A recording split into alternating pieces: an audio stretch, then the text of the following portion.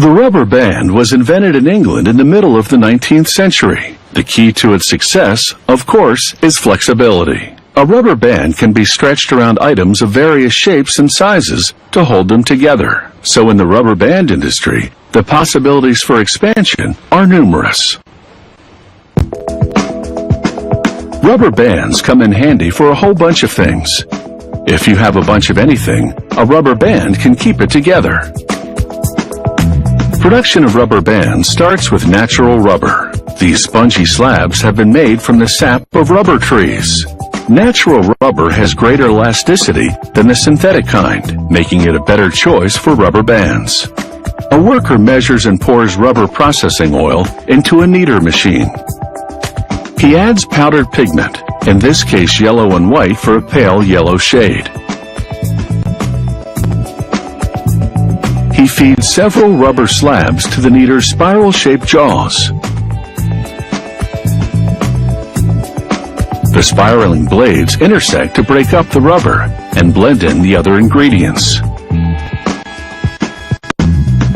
The kneading process generates heat which softens the rubber, making it easier to form into dough. The kneader spits out rubber dough chunks. Next, a giant rolling pin transforms the dough into wide, thin pieces. He slices the strips and bundles them. In this form, it will be easier to control the weight of the rubber in relation to chemicals that are added next. They roll the rubber with a precise amount of sulfur and other chemicals that strengthen the rubber and make it more elastic. They then roll the rubber very thin. A worker twists and cuts it into small bundles that fit into the opening of an extruding machine.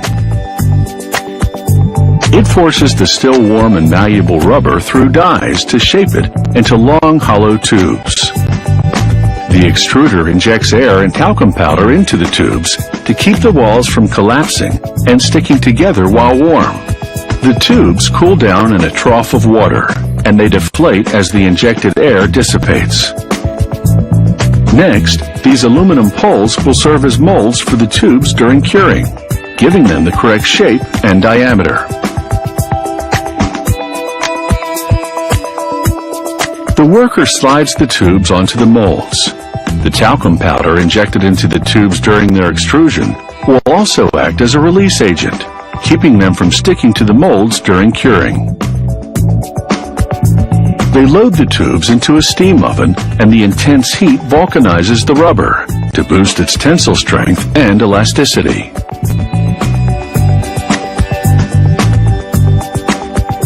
Out of the oven, workers inject air between the tubes and the molds, making it easier to peel the now vulcanized tubes off.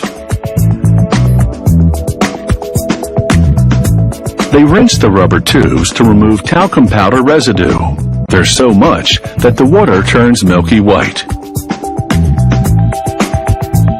They hang the rubber tubes to drain away some of the water. By the time they're ready to cut, they're a bit too dry, so a worker splashes water onto them. With the tubes moistened, the next operation will run more smoothly. He feeds several tubes at once to a rotating blade which carves them. This creates elastic bands that are exactly the same width. In this case, that's 1.5 millimeters, an average thickness for a rubber band. With this system, they can cut 500,000 rubber bands in an hour. It doesn't take long for the inventory to pile up. There are millions of rubber bands here. A worker scoops them up and examines each one for defects. Once approved, all that's left is the packaging. The rubber bands ride a conveyor that releases them in increments into plastic bags. It has taken about 3 hours to produce this bag of rubber bands. On a normal day, this factory generates 40 million elastics. That's a lot by any stretch of the imagination.